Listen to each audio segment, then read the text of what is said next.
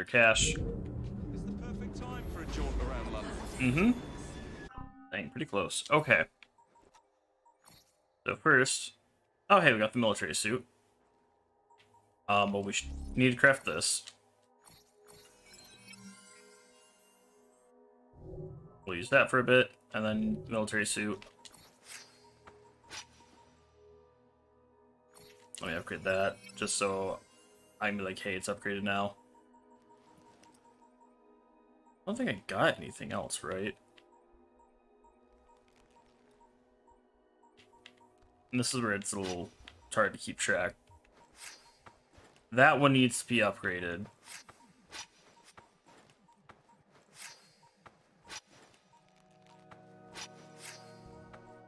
That's the only one, right?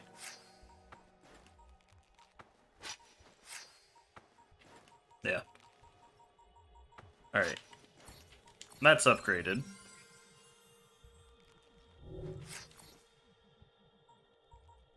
I still need to figure out where I get those, but okay. Pistols are all good. Yeah. EV, capes. Alright. So at least all of our weapons are fully upgraded at this moment. It's just the belts and stuff. Yeah, it's just belts and capes. Well, let me swap this time. Interesting.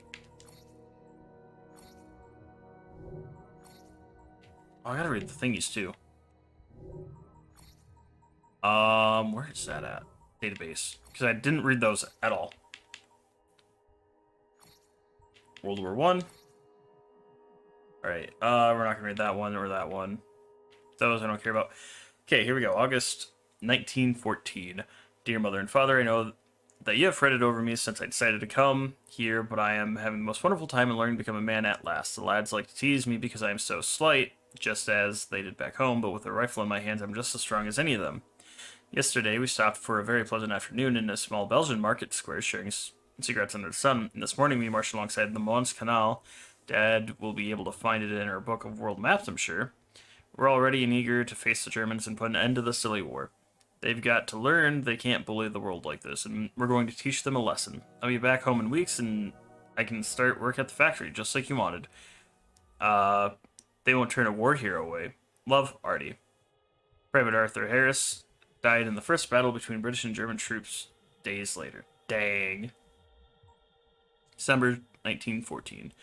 Dear Alfie, how are you, old chum? It seems like years since I left for France with the lads, but it's only been 2 months. I know in the past I've teased you, Alfie, but that bad luck of yours is a blessing in disguise. The truth is that you haven't missed out on any great excitement. Maybe at first it felt that way, but the longer things go on, the more this feels like a terrible punishment.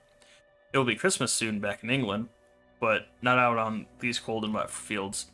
This week we have dug out a new trench, and we all joked that we were digging out it's supposed to be probably our own graves. We laughed, Alfie, but I wonder if it wasn't the truth and that we all knew it. Your chum, Gerald. Private Gerald Cullingfield returned to England, spent the rest of the war in a military hospital. Oh, dang. July 16th, 1916. Dear Father Spencer, I'm writing to you because I don't wish to unburden myself on my family, and you have so often been a source of spiritual solace. It's true, I haven't always been the most diligent churchgoer in town, but I left for this war with prayer in my heart, and your words when we last spoke have been ever present in my mind. It can only be God's grace that allows me to write to you now, with so many of my companions suffering a worse fate. You may have read in the papers of the fighting happening by the River Somme. However terrible their accounts and however alarming the number of casualties reported, nothing can come close to describing the horror on the battlefield. All I remember is the noise and the sliding of my boots in the mud as I ran. Only it wasn't mud, Father. It wasn't only mud. Once I fell and lay in it, mercifully unconscious. I woke to find something heavy weighing me down. I lay there for what seemed like hours, too afraid to move, until someone pushed the body off me and saw I still lived. How can such things happen in the world, Father? And how are we to bear them? Stephen Bennings. Sergeant Bennings returned home weeks after the Battle of Somme and was diagnosed with shell shock. Shocker. That wasn't intentionally... I didn't mean to... Okay. March, 1915. Dear Katie, I want you to know that I am well and still in the north of France. The photograph you gave me is a constant source of comfort. No matter what is happening around me, I look at the picture of you in your parents' garden and feel the warmth of the summer's day. I haven't forgotten my vow. Soon I shall return and we shall be married, and all this awfulness will be forgotten. I ask you not read the accounts that are appearing in the newspapers in the meantime. They will only worry you without cause. Think of me... Oof. I jumped too far down. Think of me as I was on our last day standing at the station in my new uniform. I know that the train will bring me back.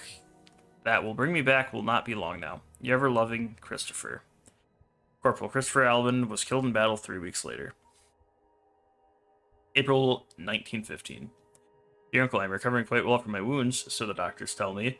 There's still such a thick air of dejection in the hospital, and we all remember that the friends we've lost and what a futile effort we lost them. Scenes of Dardanelles will haunt us for many years, I expect, though I was pleased to hear your news from home. Churchill deserves much worse than to be cast out of the Admiralty for the mess he brought us into at Gallipoli. If, as you say, he is making plans to see the Western Front for himself, then no doubt his recklessness will bring him grave punishment. I look forward to sailing home once I am sufficiently well and appreciate your offer of a post in Westminster. I intend to do you proud and to endeavor to win this war from the offices of London, since I could accomplish so little here. Your faithful nephew, George. Lieutenant George Featherway had a short career as a politician and prospered as a businessman after the war. Alright. Sorry, something weird on my shoulder. September 1915. Dear Mother, just want to let you know that we've arrived at Loos, I don't know, way at the top of France. We're not making jokes about the name now that we're here, and everyone is very nervous while we wait for the order. Everyone tells such grim stories, and every day you hear something worse. I think you were right that I was a very silly thing to do to come here and laying on the form like that. But if you tell everyone that I'm only 17 and that I should be sent home, everything will be alright. Ask Reverend Farrell, and he can talk to the right people, because I'm really not supposed to be here and I want to come back. All my love, Francis. Private Francis Kelly was reported missing a week later. His body was never recovered. February 1916. Dear Becky, your brother Andrew has asked that I write to you, as he is presently unable to do so himself. Please don't be alarmed, though. He has only the most superficial of wounds and is recuperating nicely. He would like me to tell you that the injury was incurred during a daring one-man incursion into enemy territory, where he defeated half the German deployment while escaping with mere scratches. I feel I should succumb to the truth and tell you instead that he accidentally set off his rifle while polishing it. Luckily, the bullet only grazed his arm. He hopes you are well and that those damned Zeppelins have failed to deliver their bombs anywhere near Bromley. I certainly hope to meet you one day, as your brother has told me so much about you. Till then, I remain your faithful servant and Andrew's right hand, Peter Sterling. Both Corporal Andrew Fellows and Corporal Sterling were killed months later when the vehicle transporting them was hit by mortar fire. April 1916. My dearest Emma, I don't know if you received my last letter, and I hope this finds you and Harry well. The last week has been very difficult. We marched over 12 miles before we found the old trench, and almost right away German shells started to hit us and shake the earth. Never was I more frightened in all my life. Every night I pray for you both and see your faces while I close my eyes. Never forget that I love you. Terrence. Lieutenant Terrence O'Connor returned home at the end of the war. Alright, May 1916. Dearest Mother, thank you for the tins of food you sent. They didn't half make me popular with the lads here. I'm getting along quite well, but as always I miss you all terribly. I read a little Tommy's letter and wished I could have been there with you. You must have been so frightened when those bombs started falling. Of course, Tommy thinks the Zeps are the most exciting thing ever to happen to London, but you must make sure he doesn't try to leave the house and get a better view of them if they ever come your way again, which I hope and pray they don't. The weather here is getting better every day. Your loving son, Jeremy. Corporal Jeremy Talbot returned home 6 months later, 2 weeks after his young brother Tommy was killed after a Zeppelin bomb hit his school. June 1916. Dear Lizzie, Daddy is still far away on his grand adventure, but he misses you very much and he thinks of you every moment. I know you wanted with all of your heart that I should be there for your birthday, and I wanted it too. I hope you like the present I sent. Hold it tight when you go to sleep, and that way I will be closer to you. You must do everything Mummy tells you, and must study hard at school and make me very proud, as I know you will. Already from your letter, I can see how nicely you write and how very clever you are getting. I have made a new friend here who likes to write too. His name is Wilfred, and he spends much of his time writing poetry. If you're a good little girl, I'll ask him to write a poem for you. Would you like that? With all the love in the world, Daddy. Sergeant Michael Perel was killed at the Battle of the Somme the following month. Dang. I think I have all these now. I think I do. I might look through these. So, Juno, I'm not going to read some of these. This kind of gives us some background. So, Bishop, Galena, I think she's an assassin. Yeah, she's as an assassin. Isbel, I don't remember her. Berg, I remember him. Rebecca, Sean, Violet.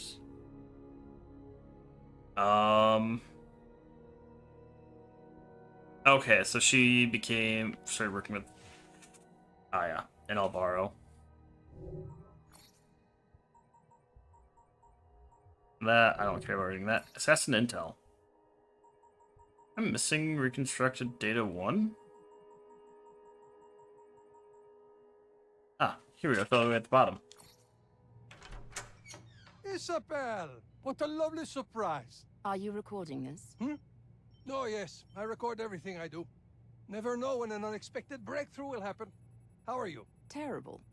I've been tasked with archiving the genetic memories from Project Legacy. Well, it's a shame how that ended, but I'm glad to see the data isn't going to waste. It's a waste of my time and talent, just as your current assignment is a waste of yours. Work is work.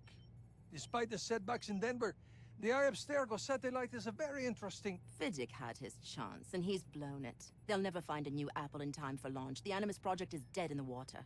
Meanwhile, you and I are members of the Inner Sanctum, and we're being treated like sodding interns. But what if we could give Mr. Rickon a new working piece of Eden? I'm listening. Don't listen. Look. Look at this. PE number 66. Where did it come from? The Project Legacy data revealed that the company acquired it in the 40s.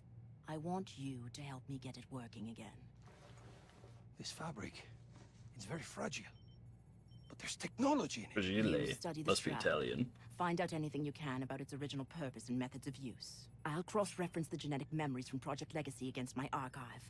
With any luck, I can locate more people who came into contact with it. Together, we can unlock the artifact's secrets. I get to play with an artifact and take Vidic down a peg? How can I refuse? Yeah, he has a point. Alright, putting these now back in order. Oh, these are all audio files, I think. I think the next You brought one. me all the way to Paris for this madness? Listen, it's been months and we are no closer to get the Shroud to work. The microscopic technology in its fibers is similar to what we found in other pieces of Eden. An alloy we've dubbed Pathoritka. This alloy seems to react specifically to thought, but the artifact itself remains inert. That's still no reason for this course of action. What if the Shroud doesn't save you? Do you know just how much of Abstergo's money we've embezzled into our sacred project here? Because I'm sure Mr. Go Rickon embezzlement. knows it by now. And if we have nothing to show for it, so I'm going to wrap myself in the Shroud. And you're going to do what needs to be done. One way or another, our current dilemma will be resolved. Fine. Oh, shit. I am Consus, the erudite god. Brutal. Alright, number 3. I'm not happy about this at all. Why must you always shoot yourself in the head to summon the precursor consciousness? Because it works! I tried slitting my wrists, nothing. I tried overdosing on pills. I had to get my stomach pumped. It was all very unpleasant. It has to be a major wound for the artifact to activate. The risk is unacceptable. Without you, there's no future technology division. So I brought you a qualified volunteer. I'm Agent Violet DaCosta. It's an honor to meet you, sir. Ah, is it? Ooh. I tried to recruit you once, and you turned me down for Sigma Team. I thought I could do more good in the field. Horse shit. A dazzling brain like yours is going to waste. Agent Acosta is assigned to you for 6 months. Make the most of it. Then let's get started. Rub yourself in the artifact, please. I know how to summon the precursor, but I've never been able to communicate with him. This is going to be an interrogation. Bingo! If it's all the same to you, I'm going to leave before the mess. Mess? What did she mean by... I am Consus, the erudite god. Yes, yes. Hello. I want to know more about you. Tell me, did you create the Shroud? When I was flesh, I apprenticed with the Fustus, a maker. The war of unification raged. We created devastating swords to end it, but then... healed. I created shrouds to heal. I suspected that it might have been a tool to treat casualties of war. How does the Shroud heal such terrible damage? The body is a construct, a machine. Blueprints stored within. Shrouds access these recovery centers. Repairs damage to specifications. A factory reset. Wait. Shrouds? There's more than this one? This is the original. My prototype. Created in the year 1923 of the Isu era. Isu era? I have so many questions. But let's stick with you. How is it that your mind resides in this artifact? I was old. I wanted more time. Bodies are constructs. Minds are programs. Uploaded my program into the Shroud. To cheat death. Succeeded. Failed. Trapped in my prototype. Trapped in my forgotten lab. Alive. Awake. Cannot speak. Only watch.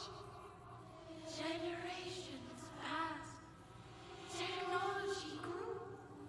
My kind created yours. I never imagined machines like you were possible. My descendants proved me wrong. Generations? How long have you been... The damage is repaired. Rest now. That was indescribable. When can we do it again? How about now? That's great. All right.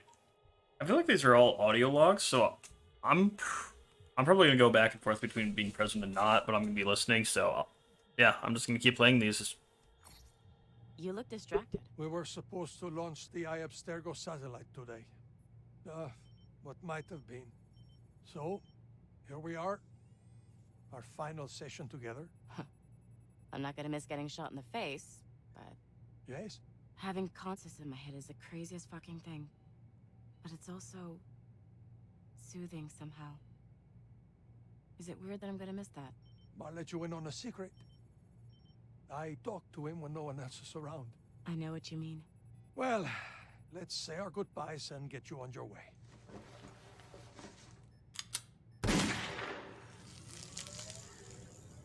I am Consus, the erudite god. Violet is leaving us today, Consus. Everything is impermanent.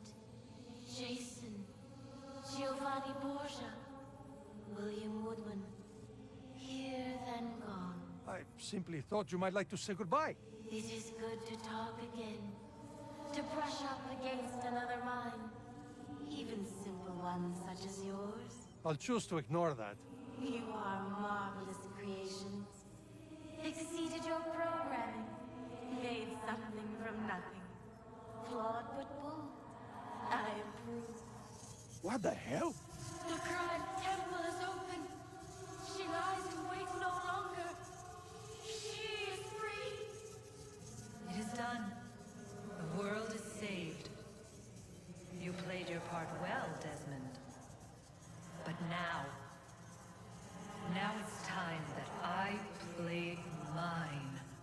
Minerva has failed. All is lost. What was that?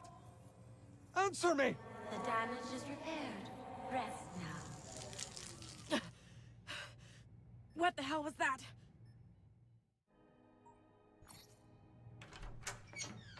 I put enough tranquilizers in Grammatica's coffee to knock out a whale. Good.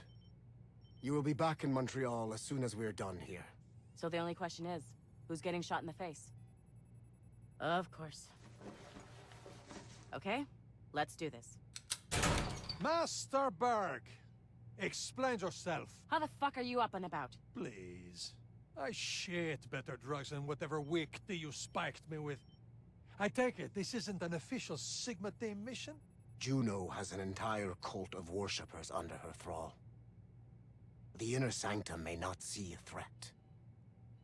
I do. Sigma team's been disbanded. You've both been reassigned to the Phoenix Project, and yet here you are, defying orders by breaking into my facility and trying to interrogate a precursor. I know I liked you for a reason, Berg. Proceed. Thank you. I am Consus, the erudite god. Tell me everything you know about the one called Juno. Juno. The schemer. 3 centuries after my death, she found me, usurped my work, used it for her own ends. He who is the image of Aita, he will herald her return. Juno wants to exterminate us. Perhaps once. Your uprising was an affront. But after the catastrophe, everything changed. Explain. I cannot. She vanished. Plans set in motion. She lay in wait. Then hypothesize. What does she want? Hypothesis irrelevant. Civilizations crumble. Flesh decays. Everything is impermanent. Except the gray area inside of systems. The connections. Precursor minds are powerful. If Juno is inside of a network, she could control it. And the planet grows more networked every day. You're right to be concerned. This merits further study.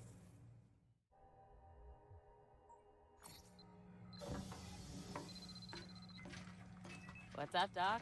Love the new workspace. Violet.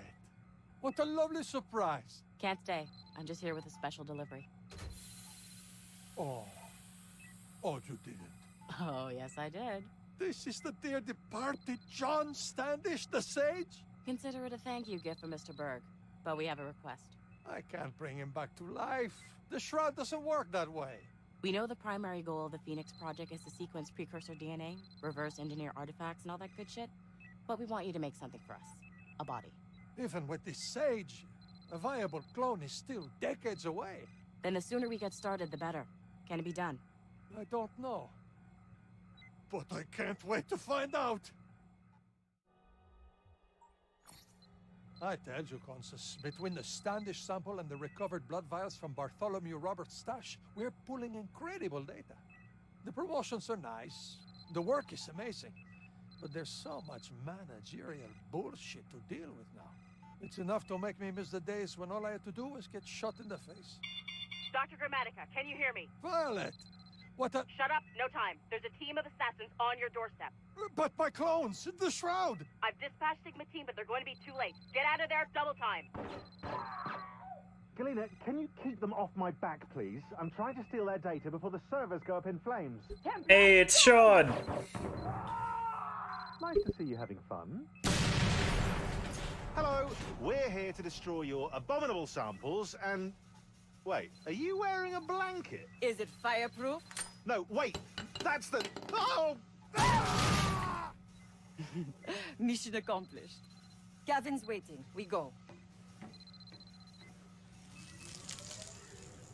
I am damaged, repaired, rest. Goodbye, Consus. Thank you.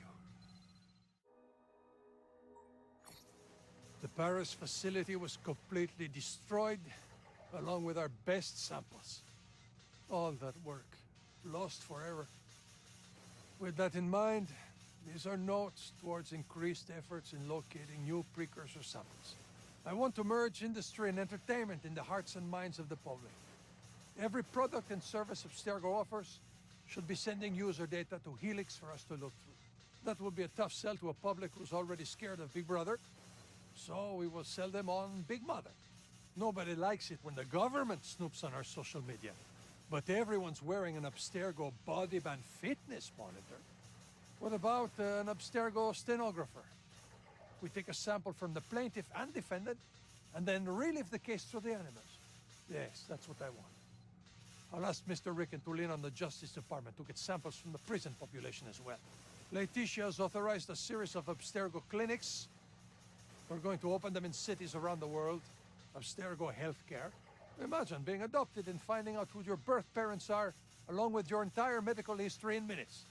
Under Melanie LeMay's watch, Abstergo Entertainment has more users than ever. That's great, but that's still a pretty small user base. But we need to expand our demographics. Not a lot of virtual feature enthusiasts in the octogenarian set. So let's make products that appeal to them. Hey, I'm glad my thing decided to tab out yet again. The loved ones they leave behind their best memories together. From the Angelus baby monitor to a virtual funeral, I want everyone on this planet to be connected to Helix. Then we can... Ah, damn it. What's the use? It's over. I'm finished. Hello, Elvira. What the hell do you want? Don't look so glum. Let me tell you what I've been working on lately. We sent Berg to India last year to chase a lead involving Koh-i-Noor. It was a dead end, but we did manage to find some data on an assassin from the 1800s, Arbaz Mir. And? And, while that's all very interesting, when we looked further into his genetic line, we found this. Arbaz Mir's son was in London, so what? Look closer. Blah, blah, assumed name Henry Green, blah, blah. CMC and the assassins were searching for... Oh, my God. You found another one. My teams are working outward from this sample. We've scoured Helix and tracked down a set of memories from the Grand Master of the British Rite, Crawford Sterick. We're also looking for data on other assassins of the era. Don't you have anyone searching for the new Shroud? No one yet. You want to call in Berg? As soon as humanly possible. Isabel, what brings you here? I came to gloat, actually. Look at this data. A sage. It gets better. Check his patrilineal line. Let's see. Patrilineal line. 19th century American Midwest. 18th century American Revolution. 16th century Ottoman Empire. 15th century Italian Renaissance. Oh my God. You don't mean... Yeah. The best part? His mother just walked him into one of your new clinics in New York City. I'd really like to strip him for parts like we did with Subject 17. Oh, no, you don't. You had your chance with the Shroud.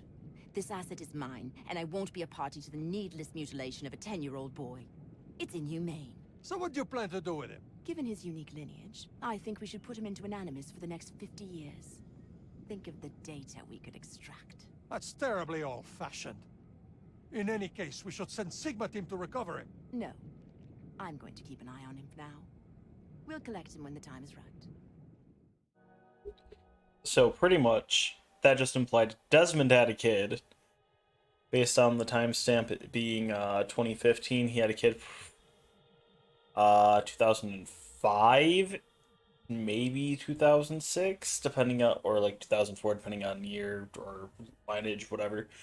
So, because yeah, if you listen to that, they listed off pretty much every single person that Desmond lived through. So, interesting.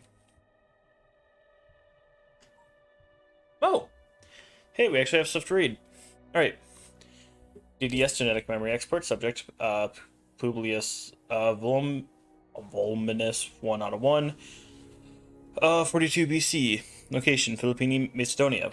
We surround Brutus's body, mourning the passing of one of Roma's greatest defenders, his life taken by his own hand. Marcus Antonius has sent us his finest mantle to wrap the body. Feeble gesture, after all. It was his refusal to stand against Octavian that caused our defeat. We will pretend to accept Antonius's gesture for now, but we have brought a shroud of our own. We wrap it around the body and step back. We have never used it before, and we were frightened. Movement. We raise an edge of the shroud, and Brutus's eyes open. He lifts his arms lift and bend with restored life. His fingers grip the air as if he pulled himself back into his body. He does not breathe or speak. He simply lays there, unmoving, unblinking. He is not warm. He does not react to the touch. Whatever power lies within this artifact, it has not returned our brother to us. We close his eyes again. There is no sign that he has ever moved. Some of us weep. It is a second death. We remove the shroud and return it to its plain wooden box, then wrap Brutus in Antonius' gift. Forgive us, brother. They have taken from us, from Roma, but now is not the time to respond. We must regroup, plan, prepare for what is sure to come. Repeat after me, children. There is no piece of Eden that can bring someone back from the dead. Stop asking. DDS genetic memory export, subject Arenado Auditore, 1 out of 1. 1355. Monteregione, Italy. A myth become miracle. The holy winding sheet has arrived. Freshly plucked from Templar hands in France, I do not want to look at the thing, but I must confirm for myself. I meet my brothers in the villa.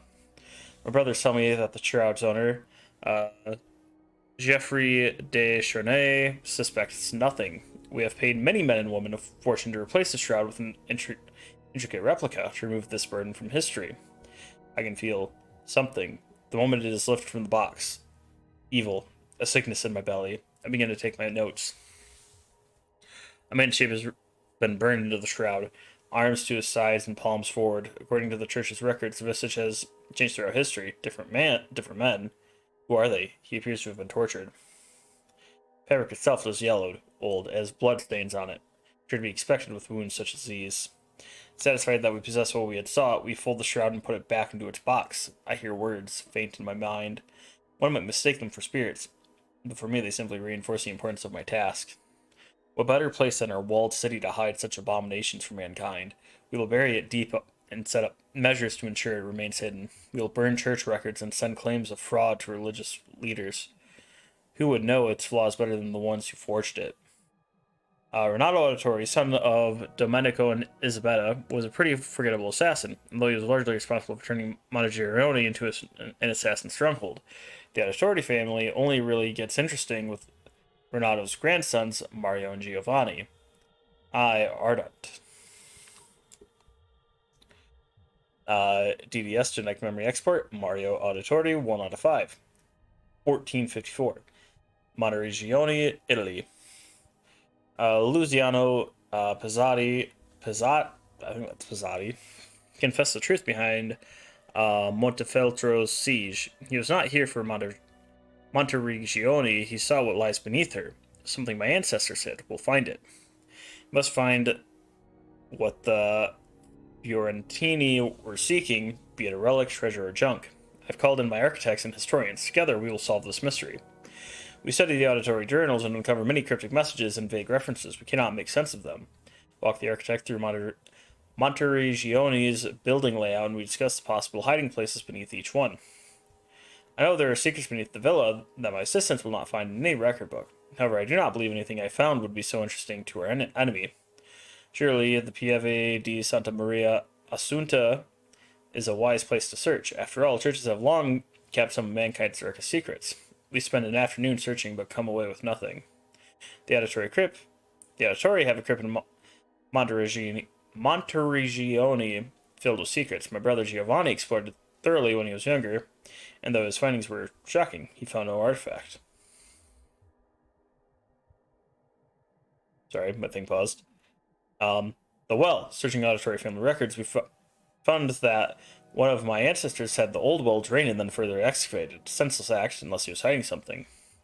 Alvaro, as promised, here's his first delivery of DDS data. Some of it is very fragmented. We're still cleaning up the mess that Erudito made of everything. I ardent. So, Erudito, I think they say that it's not actually a person, but it's a group, so. DDS genetic memory expert, Mario Auditore, 2 out of 5. 1454. Monteregione, Italy.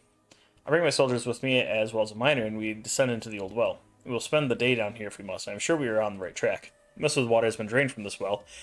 I search the earthen floor for any markings or switches. Man must think me mad. Some wooden structures remain from the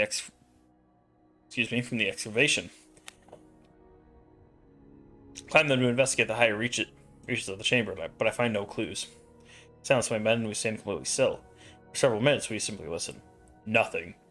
Push on the rock walls, focusing on extrusions or loose stones. Nothing moves. I find no traces of anything mechanical and no ropes. Perhaps this was just a simple well. I was foolish to think that we would find anything but rock down here. We are done for to. Wait. Miner's flame dances as he approaches the back wall. There's a chamber hidden here. Pull all of our strength into pushing the wall and it slides. Wait, the miner's flame. Haha, I love this guy. A Grammatica.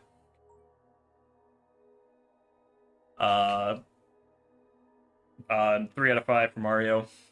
Enter a narrow hallway. There are carvings on the wall and panels on the floor. The miner, mouth agape, steps forward and is shredded by razor wire. I pull him back, but he's already dead. I see my sword before me as I slowly progress through the corridor, encounter more razor wire and hack through it. False floor tile. I stumble. One of my guards catches my shoulder. I hold my torch near the floor, but I see no bottom to the pit. Some of my men turn back. I don't blame them. I begin to anticipate the traps and disarm many of them before they can trigger. I narrowly dodged a triggered arrow, and it pierces the chest of the man behind me. We have found it. Not some ornate treasure, but a simple wooden box. I advance and realize my misstep. Pendulum swoops from the ceiling. I try to dodge, but splits my face, taking my left eye. Spit curses at the architect of this infernal chamber. Did he have a scar on his eye? I don't remember that. Alright. 4 out of 5. A voice booms in my skull. Your pain is temporary. Ignore it. My men believe the box's contents will heal their wounds, but I tell them we must not open it. They draw their blades and attack me. I remind my men that I am a better swordsman, but they attack as one. Hold them back with the flat of my blade and the toes of my boot. They will not listen to reason. The artifact has not been hoarded like some prized treasure, but hidden away to be forgotten. Who knows what it might unleash? I'm forced to strike down 2 of my men before they can gain an advantage. One man pushes past me and tries to open the lid. I stab him through his back. What a cruel treasure this is, hidden away in the dark. After what we had suffered, after slaying men I called my friends, I must look inside. I must know, but I will not. 5 out of 5. I want this thing out of Monteregione, whatever it may be. My brother will know what to do with it. As I carry the box out of the chamber, it continues to speak to me. I will not submit. Remain still, it demands. I move faster. Clear your mind. I'm not sure I will ever be able to clear my mind again after this day. You will be healed, it promises. My wound has already stopped bleeding. What is this thing? It attempts to stun me by screaming in my head. It nearly succeeds. The voice does not seem hostile, despite its urgency. Perhaps it does only wish to heal, but I will not take a chance. It is done. I've hidden the damnable thing in the villa. Soon Giovanni will arrive to move it away from here. It becomes Brotherhood's problem now. Perodo, Calderon, 1 out of 4, 1498. Agnadello. My order keeps an artifact in Agnadello, one with powers I cannot explain. If I can heal my child, I will travel any distance. I'll need a horse, but I cannot return to the convent to retrieve my own. I pull a soldier from his saddle and challenge him for his mount. I chose a dangerous victim. This man is skilled with a longsword. Take note of the man's armor and exploit his weaknesses. Such boot to scratch drops his guard. Black blades and pushes me to the ground. I barely dodged his next move by throwing dirt into his eyes. We're starting to draw a crowd. I was done this soon. He praised my attack and returns with a thrust to my chest. I spin, yet he manages to draw blood. This soldier is my equal, but my desperate tactics best him. Take his horse in return for my son. Someday I will repay Gila's kindness, but first I must finish what I have started. Secure my child and set out for Agnadello. Perodo Part 2. I knew we were being chased, but I had hoped for more time. We have only made it as far as Firenze, but I will have to stop to plan an ambush. Alexander's men will be here soon. I'll leave my horse in an alcove and bring my son to hide in the forest, my boat ready. Baby cries. I put an arrow through the back of one man's head before he can turn to face me. One of the soldiers, probably their leader, has remained on his horse. I shoot an arrow into its flank. The beast hurls its rider from its saddle and tramples him. They return fire. I hear arrows rip through the foliage around me, but none manage to come close enough to worry me. My arrow goes wide. I correct my aim and the follow-up hits. At first I believed I have missed my mark, but my arrow nearly buried itself into my target. The rest of Alexander's hunting party turns tail. I spook them, but for how long? I'm back on the road immediately, pushing my horse hard. Part 3. My brothers have traveled from Agnadello to greet me, swords drawn. They know why I am here. They will not allow me to use the shroud. None shall stand in my way. Vincenzo, it seems only yesterday we trained together. I tried to wound him, but he's not holding back. He exposes his side and I react. I will warn him later. Why did they face me one at a time? Together they could easily take me. One of our recruits sleeps low and I swing high. I have left him with a horrible scar, but he may survive. I hear the soft click of a wrist blade immediately thrust behind me. My sword connects with an assassin moving in for the kill. Throw a knife digs into my shoulder. Shudder as I pull it out and hurl it back into its owner's right eye. Leave my brothers either dead or disabled and continue. There's no returning to the Order. No returning to Roma. Only Agnadello. Oh. Part 4 and the final part of Peroto Calderon's story. My enemies will come in greater numbers if my brothers do not reach me first. Give my life for my sons, gambling everything upon a legend. Where I am empty in faith, I am filled with desperate hope. So beautiful. It's a plain thing, carefully folded inside a simple wooden box, but it's also so much more. It speaks inside my head. I feel that it wants to heal my wounds. No, I'm here for my son. I wrap his tiny body in the shroud. Flawed material, it tells me. I tell it he is not flawed, but insist. I order it to heal him. I feel as though my head will burst. It takes all my concentration to keep from blacking out. My son screams. I have to force myself to leave him in the cloth. What chance does he have without it? I cradle my berry, wrapped in the shroud. It is humming an eerie song, and the voice in my head matches the tune. Your pain is temporary. Ignore it, it demands. Does it not understand that he is a mere infant? I remove my son from the shroud. He is no longer crying. He looks up at me with glassy eyes, and I wonder if he has truly been healed. Has this been worth the pain I have caused? I return the shroud to its box and leave. Oh. Giovanni Borgia. 1 out of 7. 1503. Rome, Italy. What did the shroud do to this poor kid? He should be dreaming about the Renaissance equivalent of sunshine and lollipops, not murder and politics. I've never seen anything like this. Erudito. In my dreams, I am older. I speak words I do not understand in my waking life. Yet in this phantom life, they are clear. I do not know who I am, but I have flashes of what I have done. I have traveled far and I have taken lives. I am a messenger and a deceiver. The brothers stand before me. I am not one of them yet, but I soon will be. Tonight I ascend. Rather men blindly follow the truth, remember, nothing is true. They leave their mark upon me, a symbolic sacrifice, searing iron burns the flesh in my hand. All that is left is the leap of faith. They lead each brother plummeting from the tower and landing safely below in a bale of hay. They're like eagles, truly free. I do not hesitate. The fall feels like flight. Exhilarating. Perodo Giovanni dreamt...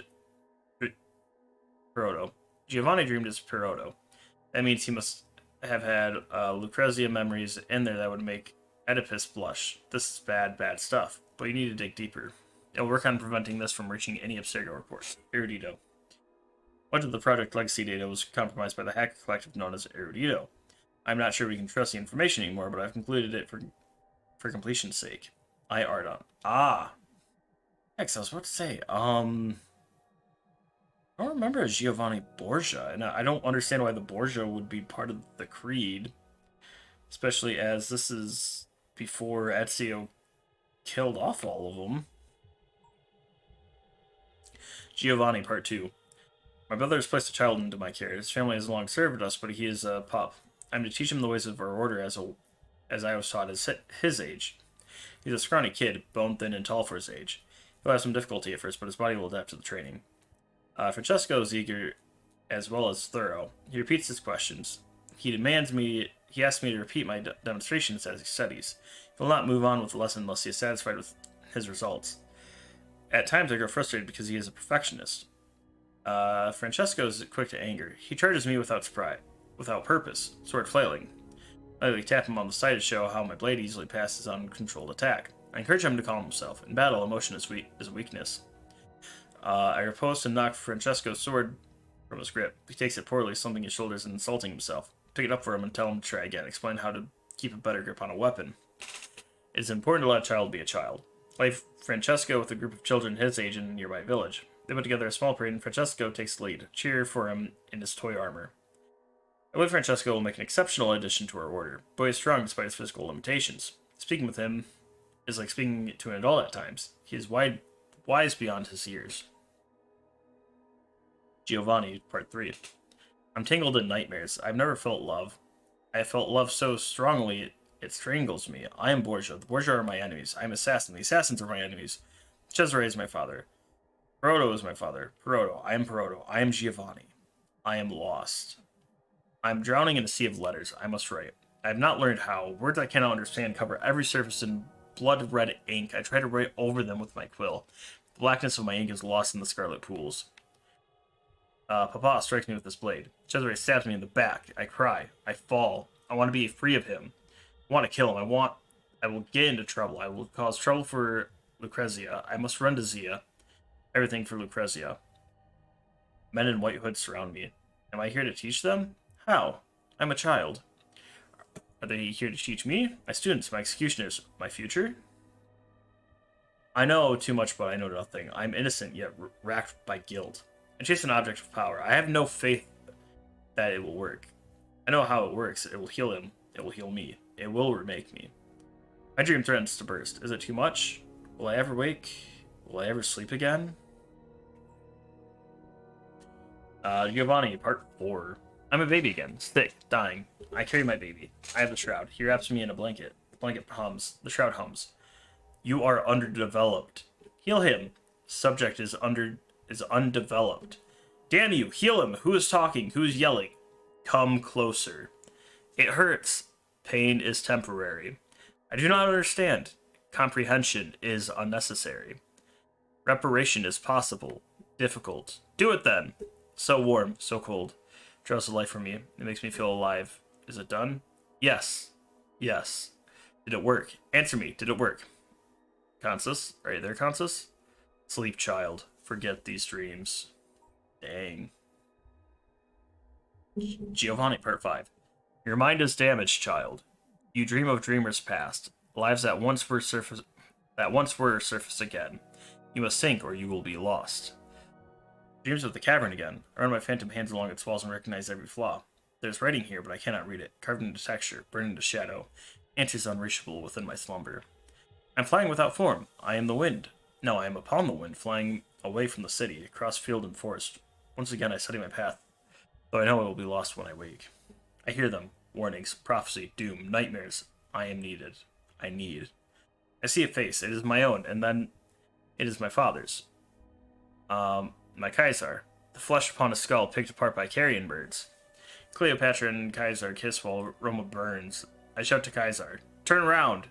Turn and save your people! 23 blades, 23 keys. Access information easily shed. Unimportant. Irrelevant. Giovanni, part 6.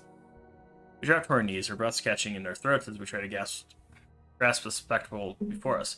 Giovanni is dreaming. Brutus is awake. The same cavern has haunted our dreams. We have spent countless nights exploring it in our sleep. We were compelled to find it. It's here that we hold council. Here we plot the downfall of our enemy, our friend, our papa, our dictator Perpetuo. 40 of us, each a senator, one child, a dreamer, each a liberatore, each an assassin. First council has ended. Our problem is clear. Our response undetermined. Kaiser moves away from the Senate, placing his trust in foreign rulers, adopting the ego and pomp of his Egyptian whore. Cesare moves away from his family, leaving Giovanni at the mercy of his mad dog.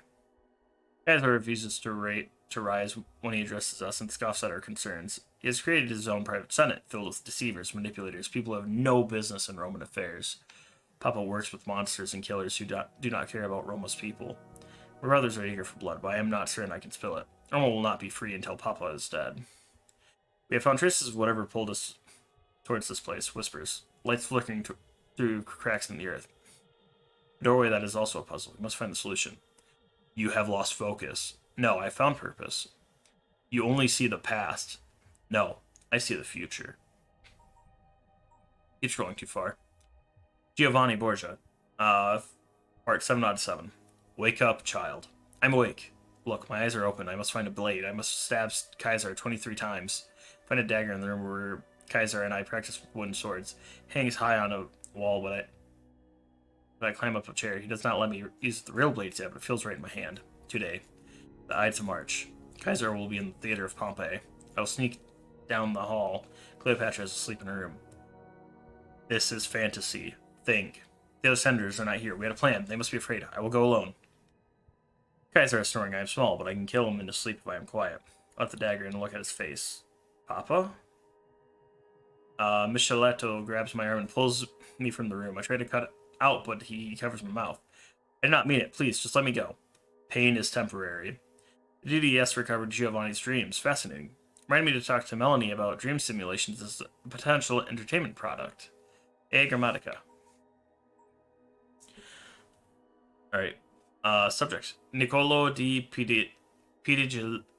Pirigilaio 1 out of 4. January 1510.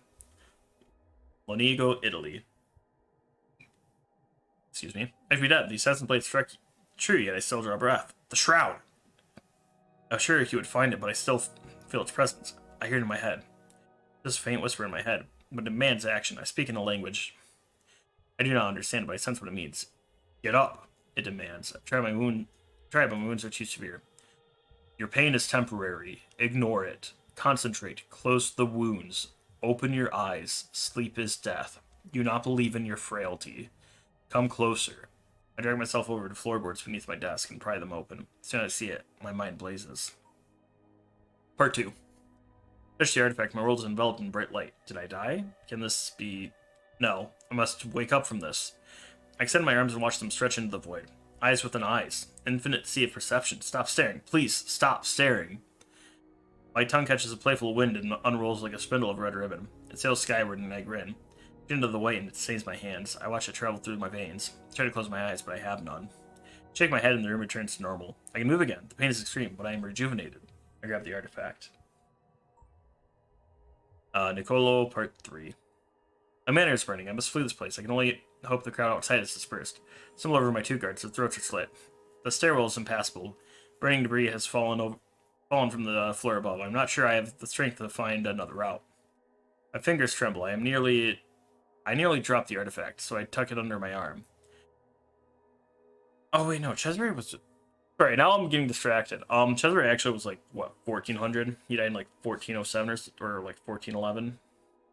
No, it was 1311 or 1312. 15, sorry.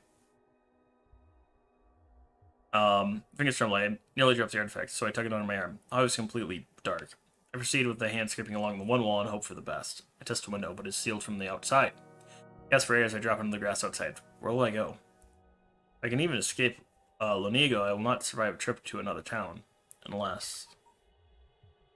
Oop. Nicolo, final part. I have no choice. Whatever power this thing holds, I must try to unleash it. I wrap myself in the shroud. I begin to vomit. A little at first, but then it flows red as I violently expel my insides. Too much. 1,000 voices shouting at once. My head cannot take anymore. My body folds upon itself. My muscles pull tighter than should be possible, and I feel my bones snap. I feel the shroud's power. It's tearing me apart. I cannot control it. I'm no longer in control of my own body. It reconfigures its voice demand. I've stopped breathing. One of my eyes has gone blind. The other is slowly losing focus. I see the assassin approach. Disgusting, he says, as he pulls the shroud from my dying grip. How? How did he know? Well, that was disgusting. I want to see it happen to someone else. Any volunteers? A Grammatica. Sciopone. 1944. Milan, Italy. This is crazy. What did I do to take off my bosses? Goose chase in the middle of a war zone while our own boys are dropping the bombs on me? For what? Chance that it may be the real thing? Right.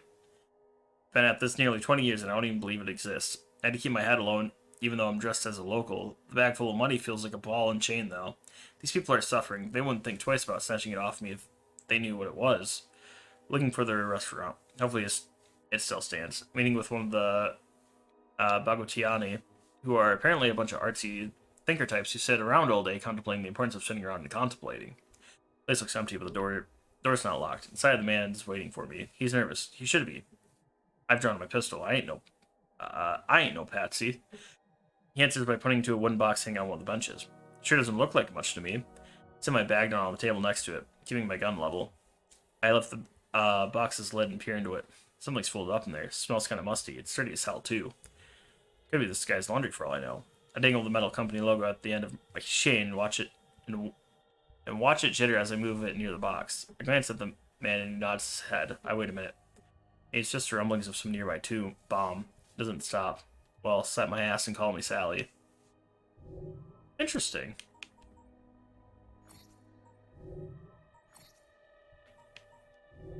Oh. Bam. That was the end of that. Did that restock this? Fetching outfit, I must. Yeah, that did. Okay. Well, it's late.